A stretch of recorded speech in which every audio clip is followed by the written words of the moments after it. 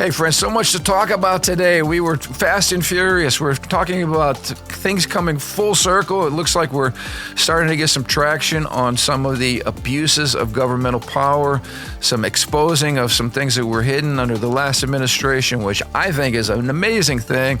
But we're also going to talk about the ongoing problem of political violence and where is this coming from? Amazingly enough, a lot of this is being taught in our universities.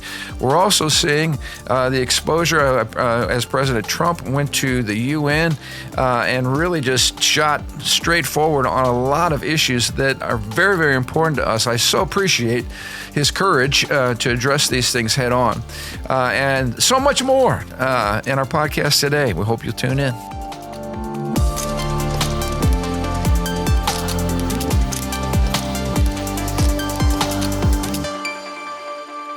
Hey, welcome to the Ron Johnson Discipleship Podcast. I'm glad to be back here. Yeah, welcome back. I know because, it's been a while. The podcast I saw last week was amazing, and I'm thinking I need to be out of here more often.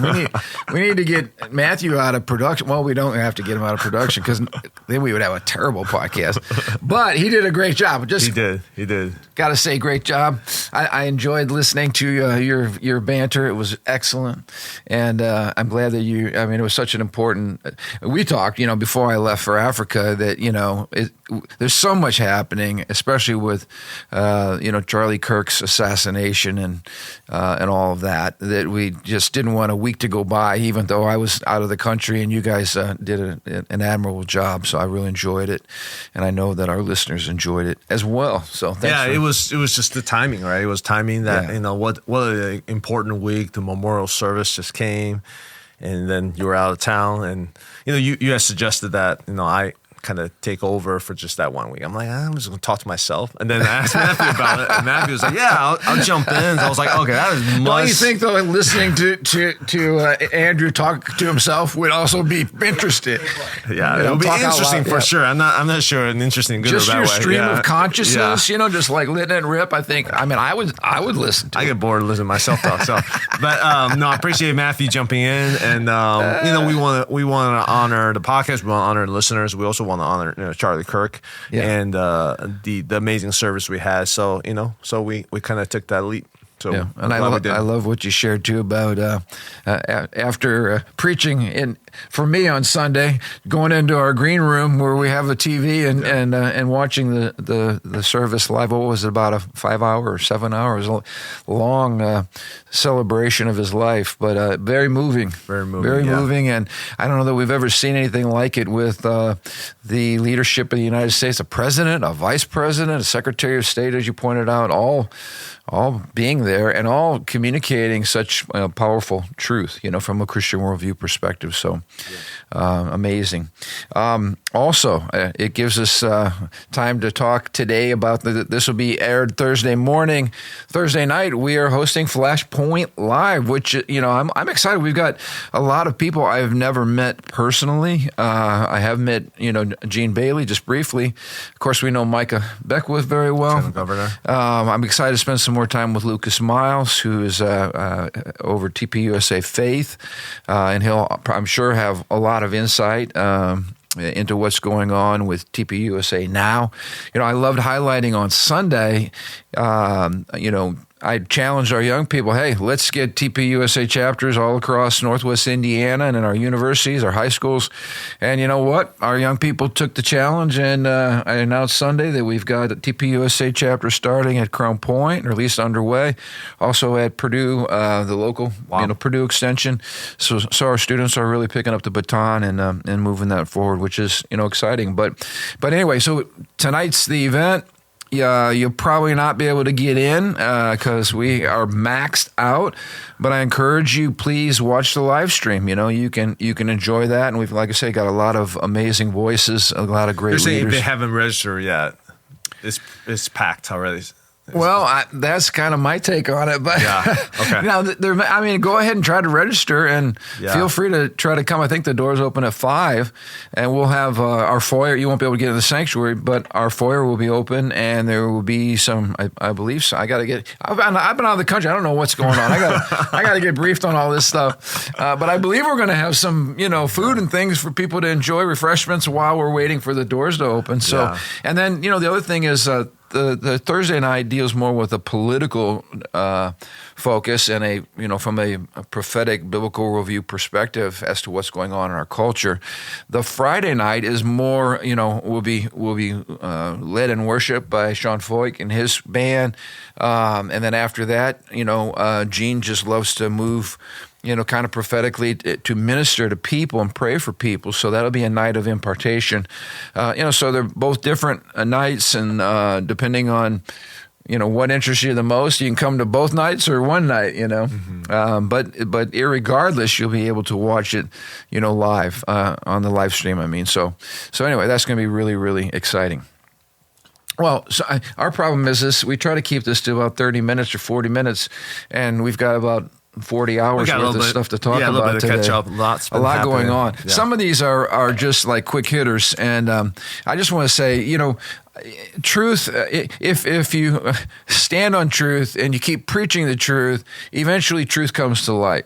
And we saw a lot of things with the weaponization of our government under COVID and under the entire 4 years of the Obama administration, going all the way back, to the whole January 6th thing, which my take on this is the left has tried to create their own narrative about what happened, what went down, and that only time will allow the truth of what happened to resurface. But we're getting a little more truth here.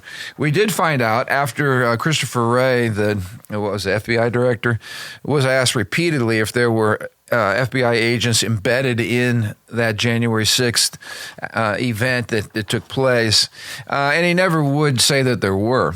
And so now it comes out that I think 247, let's just round it up to 250 just for fun. But let's just say 250 or so FBI agents were embedded in the crowd. They're saying that they did not get there until after it was, a riot, is what the left is characterizing it as. But the Trump administration and Kash Patel point out that that was completely not the function of the FBI. It went against all protocols and so forth and so on. And so again, you've got the bantering back and forth as to why we had all these plainclothes FBI agents. So they weren't there wearing uniforms or some sort where people can know, hey, these guys are law enforcement agents. There's certainly an element of mystery. But here's the Babylon Bee, again, doing a great job of their satire.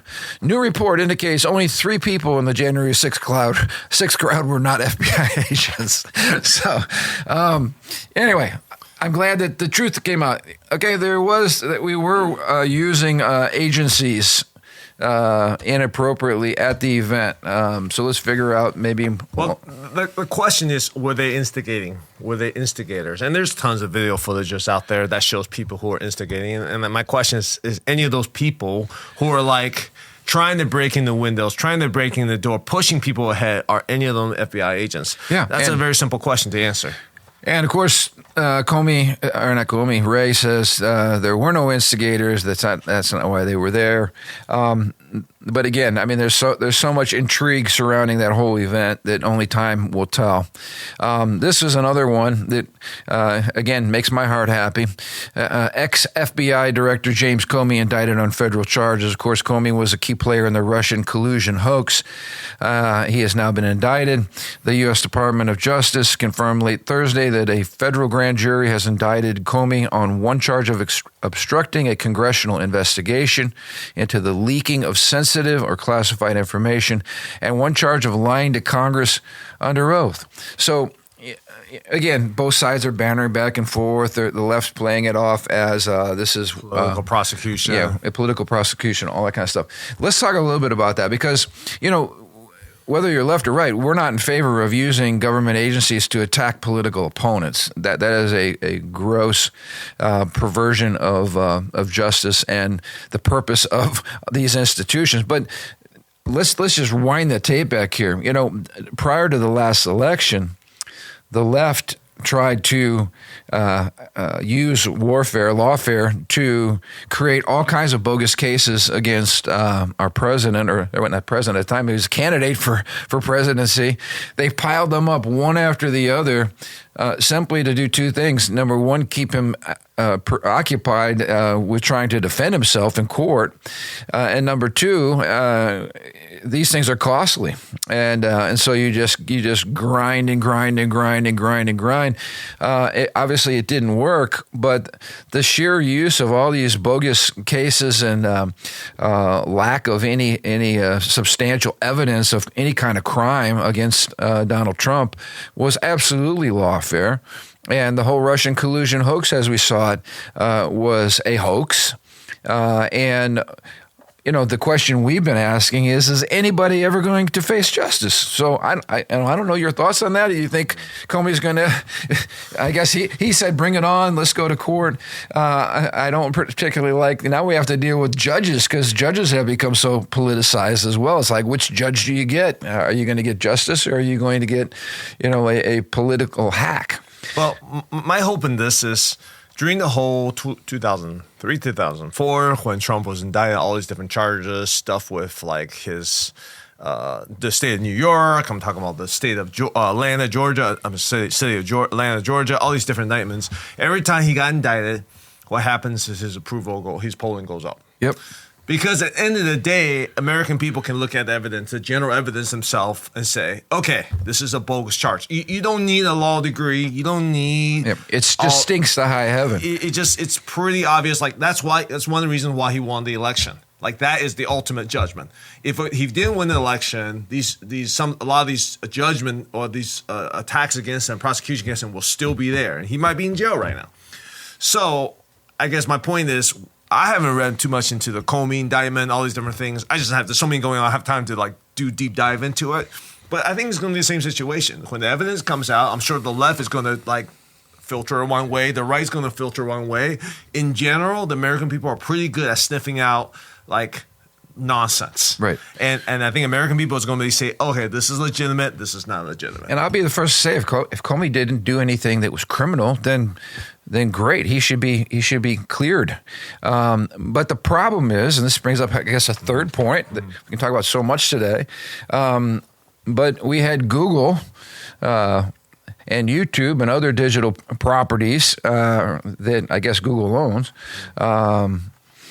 that were, again, subpoenaed to testify. And once again, we're finding that the Biden administration was pressuring these private businesses to, basically censor political opponents. And this is the kind of stuff, again, that so when I'm hearing about indictment charges against Comey or secret FBI agents embedded into the whole January 6th thing, I mean, it all has this smell to it that just stinks. There's the Biden administration has no business pressuring these, digital platform companies, social media companies, to censor political speech on the right. I mean, so this is the epitome of the weaponization of our government and of our agencies to use against us, people who share differing opinions. Well, this issue particular is in context of Jimmy Kimmel, right? We haven't been talking about Jimmy Kimmel, right? Let's talk about Jimmy. Jimmy Kimmel, for those who don't know, those who have been under the rock, made a blatant lie about the shooter for Charlie Kirk. There's no evidence for what he was saying. He basically saying this guy the shooter is a MAGA is trying to make sure that this guy is not identified as a MAGA, which is just inaccurate. Anyways, he was quote unquote canceled because ABC decided that that wasn't good, and a couple affiliates, Sinclair, not to mention though that his ratings were terrible. Okay, so even before that, his ratings been going down. Colbert recently got pink slip for in 6 or 8 months, whatever it is. Kimmel, his ratings in the dumps. And regardless, Sinclair and I think Nexstar, two big affiliates, which is like 20 or 30% of all the ABC affiliates, decide to say, hey, we're not going to air him. ABC ended up suspending him for like a week or something like that. Now he's back. I think the affiliates are now letting him come. He came back and he basically made some type of tear gushing emotional plea. I didn't think it was an apology. It didn't sound like an apology to me. It could have been a very simple apology. They were very careful to make sure that they don't label the shooter as any political ideologue. They were very careful about that. Regardless, so there's the conversation is, when you on the right are being attacked, you are condemning political canceling. But now when we do it, you guys are all about political canceling. It's kind of like the whole Comey thing. So let's talk about that. Let's talk about the clarity there. Mm-hmm. First of all, like, who fired him? It wasn't the government that fired him. They just suspended him for a week or so. Yeah, okay, but still, that was a business decision. Mm-hmm. That was a marketplace decision. Mm-hmm. Instead of having the government force you to fire people who don't share your political viewpoint, I like to point this out. People are not getting, like, teachers and social workers and university professors are not being fired because of their ideology. They're being fired because of their moral depravity. When you celebrate the murder of an American for no other reason than that person holds a different viewpoint than you, this person was not violent, this person had no political office, this person was inviting people into open discussion. I mean, this is the epitome of free speech. And then you celebrate this? Like what a sicko. And that's the whole point. Who would want this person teaching their children? Who would want this person who demonizes an innocent man's slaughter and then wishes his wife dead and wishes his kids would be taken out of their care so that they wouldn't be poisoned and all this kind of crazy rhetoric? I mean, we're not talking about freedom of speech. We're saying you are a sick person. And how in the world did you get into a position of authority where we would actually trust you with our health or with the education of our children? What's been canceled is the fact that you are morally depraved and you celebrate the death of innocent people. Like, that's sick. And that's the moral outrage that people are having, saying this person needs to be removed because this person is out of touch with basic civil decency. Humanity, like basic moral values. That to me is a massive difference. Nobody should be canceled for their opinion. But when your opinion is so perverted and so debased and so sick, then we need to question the fitness of you to be leading in whatever capacity you were leading in. Yeah. I think that's a huge distinction. Yeah, I mean, the big distinction is the government come and do it, or is it the business that the employees people says, hey, this guy's behavior, which is a public facing, is losing us tons of advertisers, is losing us tons of revenue, tons of viewers. Therefore, he's bad for business. Therefore, he's unfit, like you said, unfit for the job. And some will argue the FCC, the Trump administration, FCC sent a letter to them because there's some clause that when you're part of like the mainstream television, there's some type of rights. I don't know all the details. You have to uphold a certain standard that has not been enforced for decades because everyone's on the left. And now they're actually enforcing. So there's arguments, nuanced argument there. But at the end of the day, the person who suspended Jimmy Kimmel is not the FCC, is not the Trump administration, it's not governmental entity, it's a private organization who are making a business decision. Now, the same reason they brought him back. And I think that's a huge distinction. And again, okay, so they want to bring him back. Okay, no one should be able to argue. We all have an opinion, but that's their right to bring him back.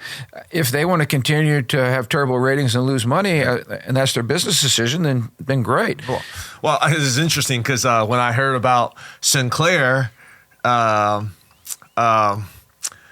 like saying, hey, we're not going to have these affiliates and basically supporting the suspension, I bought Sinclair stocks just a little bit because I wanted to support them. When they let them back in, I sold the stocks because it went up like a few percentages and I sold stock. It's free enterprise at work. That's right. But this issue right here, this is the digital pressuring by the Biden administration to go to YouTube and say, hey, you got to get rid of these.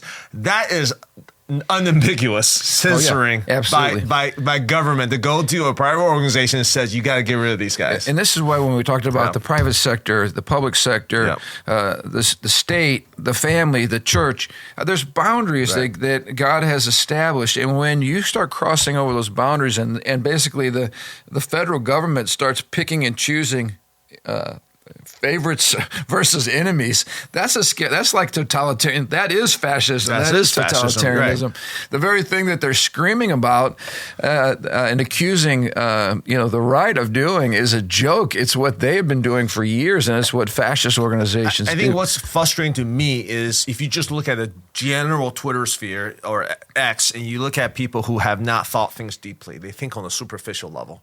It's like, well, the right is just as bad as the left, right? The right is just... The communists used to call those people useful idiots because their thinking on issues is about this deep. Well, that's they just react to their echo chamber. Yeah, it's their echo chamber. So you just look at it like, well, the right cancel people just like the left. But it takes a level of, I don't even call it higher sophistication, just a deeper dive into something. So it's interesting because the whole Jimmy Kimmel thing came out and he's got reinstated and people are arguing how the right is just canceling as much as the left. Whatever. I didn't want to call the right. It's just that's what happened. That's the message. And then you got something like this comes out, which is the Biden administration is going to YouTube and say cancel these guys' accounts, which is, to me, the greatest violation of free speech and First Amendment. The whole deplatforming. You're just from a governmental pressure. And remember, they did this to the former president of the United States. Yes. I mean, the gall.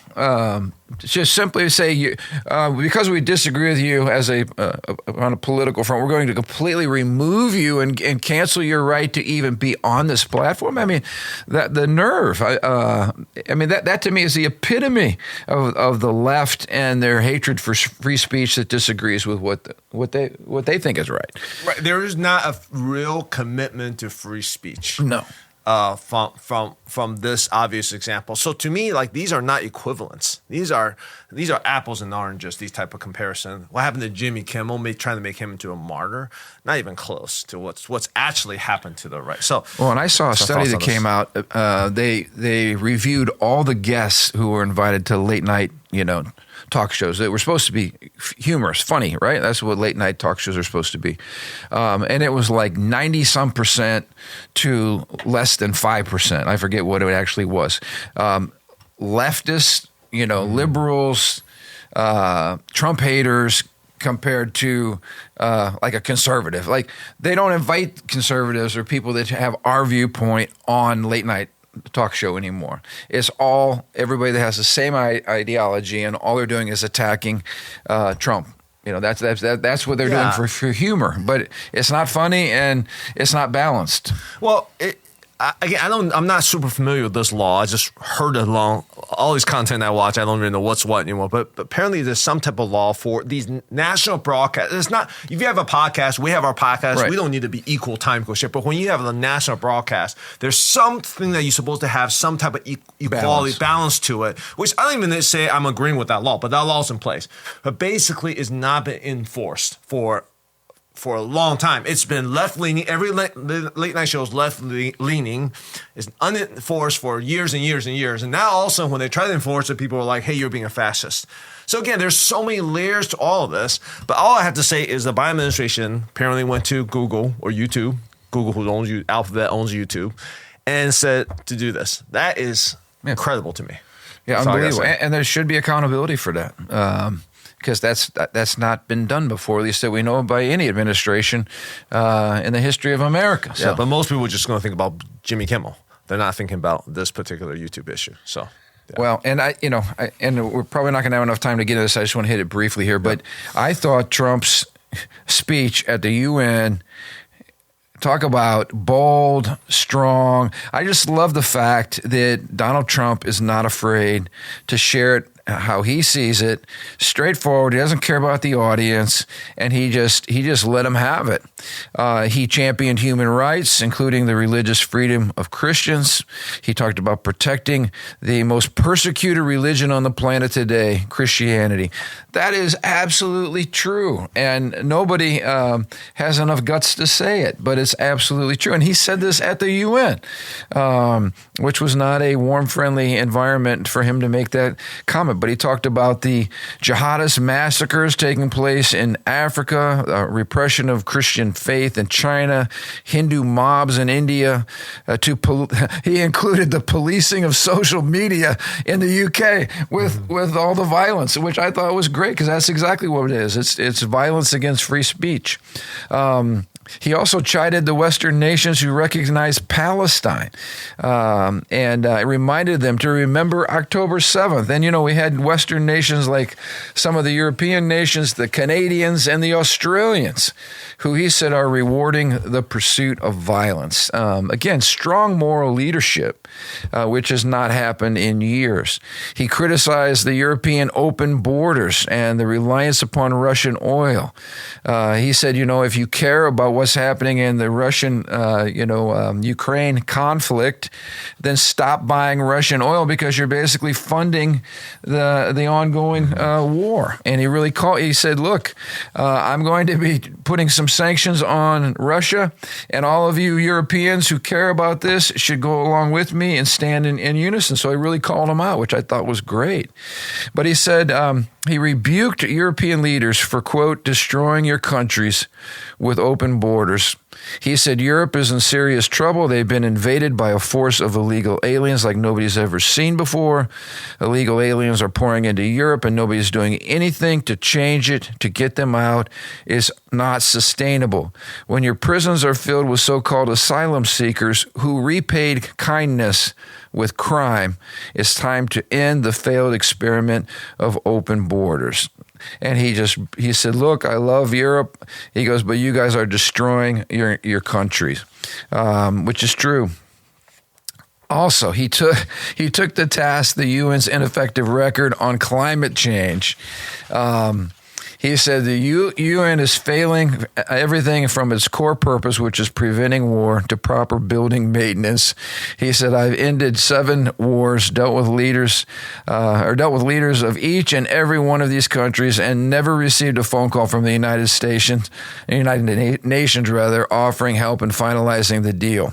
He said, all I got from the United Nations was an escalator that on the way up stopped working, and a teleprompter that didn't work. These are the 2 things I got from the UN, a bad escalator and a bad teleprompter.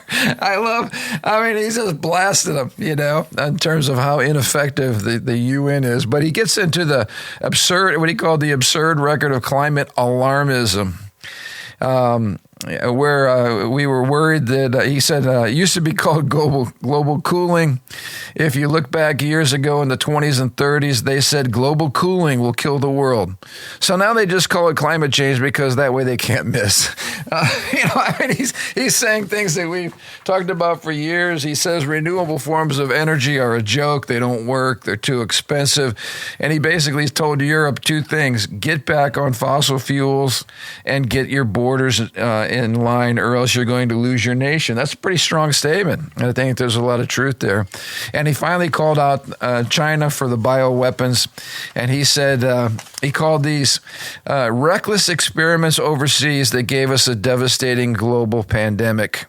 And he called them out, that this was not some accident. This was a bioweapon, which was pretty strong. So anyway, I sometimes I think America doesn't deserve the president that we have, because he is doing such an outstanding job speaking morally about these issues and doing the tough things, like all this crime and hate and violence. This was created in a 4-year environment under the Biden administration, where all this was encouraged. And open borders encouraged. So all the lawlessness that those people were not held accountable for burning down cities and stealing and all this kind of stuff that happened, robbing businesses. None of this was held accountable. And now we have this lawless environment. And a lawless environment takes a strong leader to come in and say, you know what? We're not going to put up with it. And so he's getting a lot of bad press on that he's being overhanded or being too, aggressive, or he's being fascist or whatever. But he's just being the parent who has this unruly child because the step parent never disciplined the child, and now he's saying we're not going to act that way any longer. And I just applaud him for that, because it takes guts, it takes courage to reinstate order, to get rid of the spirit of lawlessness, to close our borders, to hold people accountable. And the left doesn't want any of that. They don't like that. That's mean to them. But it's justice for those of us who share a Christian worldview. So let's talk a little bit. I don't know if you got any input on the UN, but where's all this theology of political violence coming from? Interestingly enough, it's coming from our universities. Where do people learn that it's okay to kill over political differences? Look at what they're being taught in school. There are college professors who routinely assign books by leaders of radical groups that murdered people to advance their political goals. These blood-drenched terrorists are presented as positive role models, and their violence is romanticized as advancing justice. Now, you went to a state university. I went to a Christian university, so I don't know. I went to a private one. Oh, private, okay. But for instance, Angela Davis. Angela Davis rose to infamy as a leader of the Black Panther Revolutionary Movement, where she bought the guns that were used in a 1970 takeover of a California courthouse. That takeover led to the death of a judge and a serious injury of a district attorney and a member of the jury. After being indicted, she went underground, and the FBI placed her on its 10 most wanted list. She was eventually caught, tried, and acquitted on the claim that she did not know what the guns were being used for, but she never shrank from her role as a leader of a revolutionary movement, and she never expressed remorse for those that her movement killed. And so her books, for instance, appear over 2,000 times in syllabi collected from U.S. universities. Then we have Bill Ayers, who was part of a guerrilla organization. In fact, he said, "We are a guerrilla organization. The only path to final defeat of imperialism and the building of socialism is revolutionary war." So this is a guy that encourages blowing up. In fact, he was involved with 25 bombings. Somehow he got acquitted, and he famously quipped, "Guilty as sin, but free as a bird." So this is a guy that believes in running around blowing up people and blowing up buildings, all for the cause. The point is, and there's all kinds of evidence here of these type of people. If their books were required to be read so that you could critique their thought process and show how bankrupt it was, then it would have educational value. But when these romanticized, social justice warriors are encouraged and their behavior is viewed as somehow beautiful, good, advancing justice, then you create a bunch of psychopaths who, anytime somebody disagrees with you, then you feel justified to go out and kill them. And this is what we're seeing happen over and over and over again in America today. But part of this poison is coming from our universities. And so we saw another ICE facility that was attacked. President Trump coming out and condemning the violence there. J.D. Vance was super strong. J.D. Vance said political violence has gotten out of control. We need to stop it. We need to condemn it. If you want to stop political violence, stop attacking our law enforcement as Gestapo.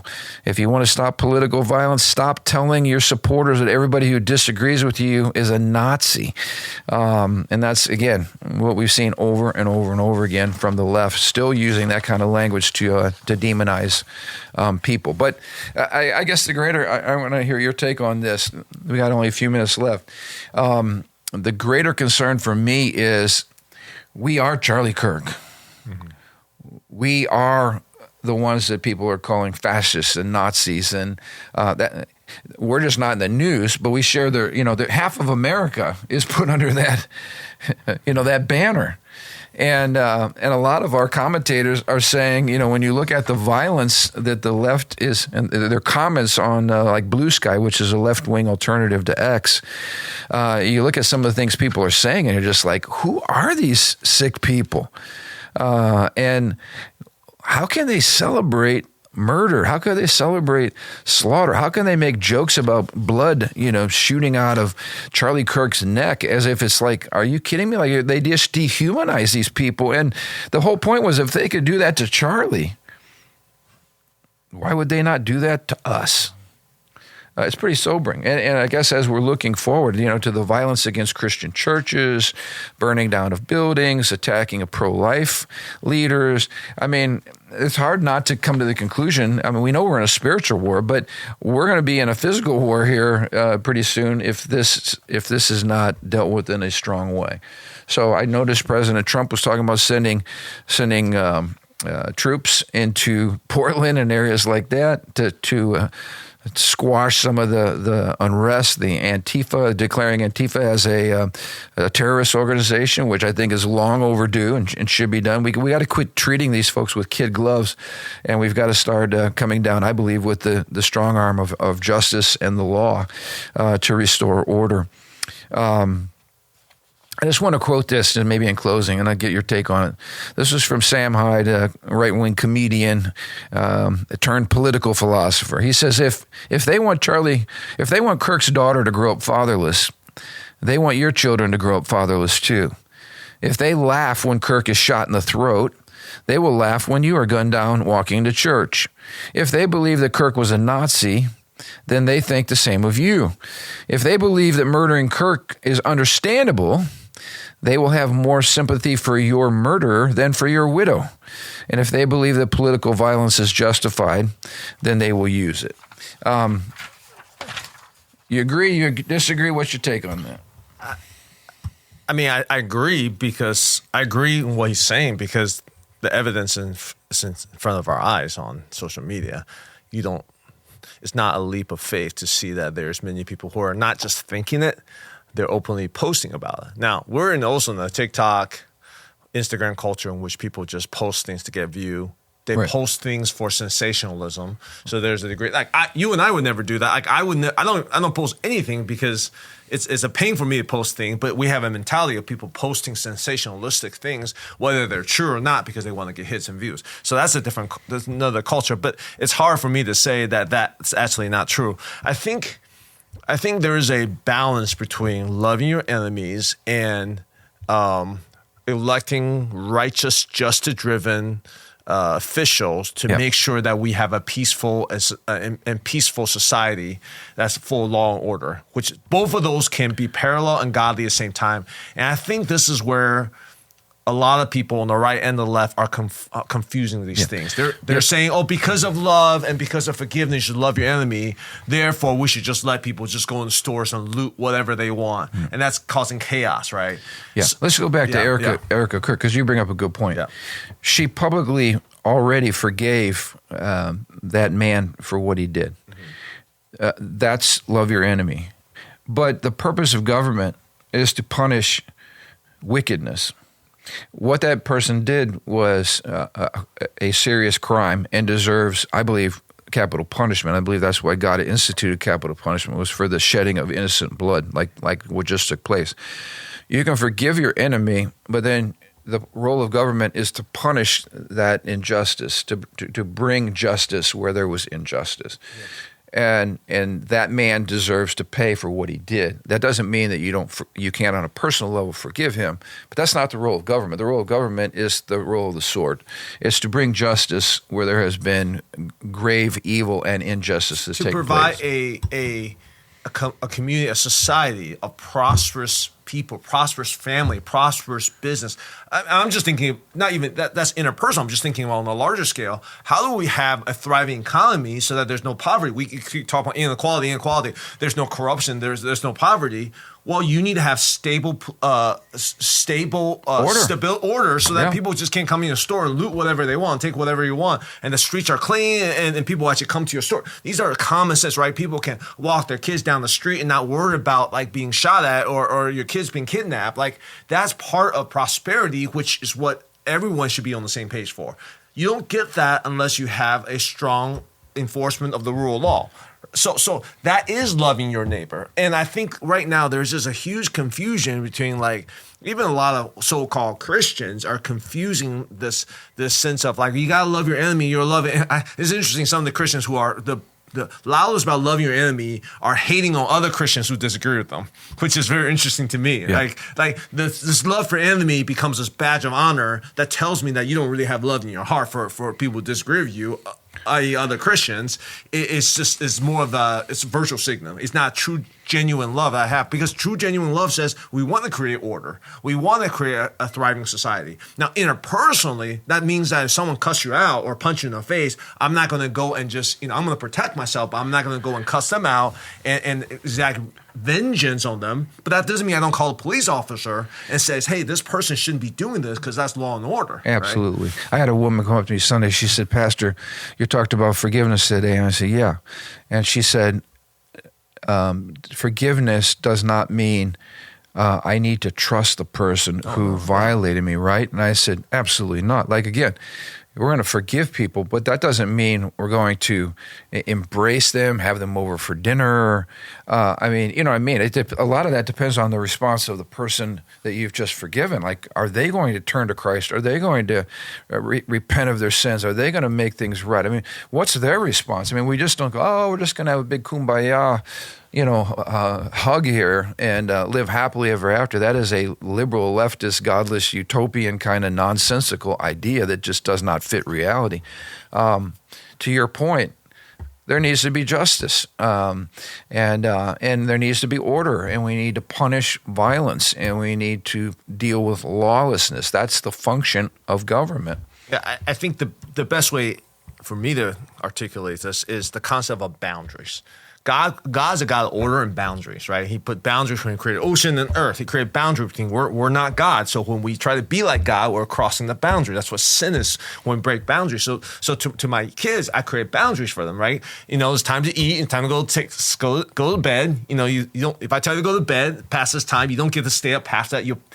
The loving thing for me as a father is to create healthy boundaries and enforce the boundaries, right? Now, that doesn't mean I don't love my kids when they break boundaries. It doesn't mean that, boundaries are bad or evil. Good boundaries are out of love. And in a civil society, we got to have good boundaries in place, which includes forgiveness. That's part of what we got to do. But also, we have to enforce those boundaries. So that also means that we don't just let people do whatever they want, break whatever rules. And I think that's a deeper first principle concept that people need to understand. It's not just this love, forgiveness, we got to love your enemies. It's like, no, actually, the best way to love our enemies is to create healthy boundaries. Right. If you do this is the consequence. It's like even parenting your kids, right? That's love. If you do this, this will be the result. I saw some well-meaning leftist Karen standing in front of an ICE van trying to impede, our ICE folks from doing what their job is, was getting criminals off the street and deporting people who shouldn't be here. And finally, one of the guys came and shoved her to the ground. And everybody's like, oh my gosh, like that was an abuse of power. It's like, you are abusing your power. You're getting in the way of government doing its legitimate job. I'm sorry that they had to throw you to the ground. They probably should have arrested you and carted you off as well, because that's not how you respond properly to authority. And everybody's got their camera out, feeling sorry for this knucklehead lady, when we should be, like I say, I would be throwing her butt in jail. That's what I would be doing. And hopefully she learns not to act like an idiot again. But anyway, that's I think what we need a massive dose of in our society today. And I'm just grateful that this administration has the guts to do it. Because they're actually functioning in their proper role as public servants, but it's a tough time to do it. So anyway, a lot to talk about. We certainly need to keep praying for America, for the revival that is happening, the awakening that's happening, because at the end of the day, that's the only thing that's going to deal with this larger problem of lawlessness, is when we actually come and submit our lives to Christ and to submit our lives to the Word of God. Anyway, hope you guys will check us out on our Flashpoint coming up. It's going to be tonight. It's going to be amazing. Also Friday night. Come on out, but watch it online as well. And we'll look forward to next Thursday. You think we'll have anything to talk about next Thursday? I'm sure there will be. All right, we probably will. Yeah, tune in. We'll have a lot to say.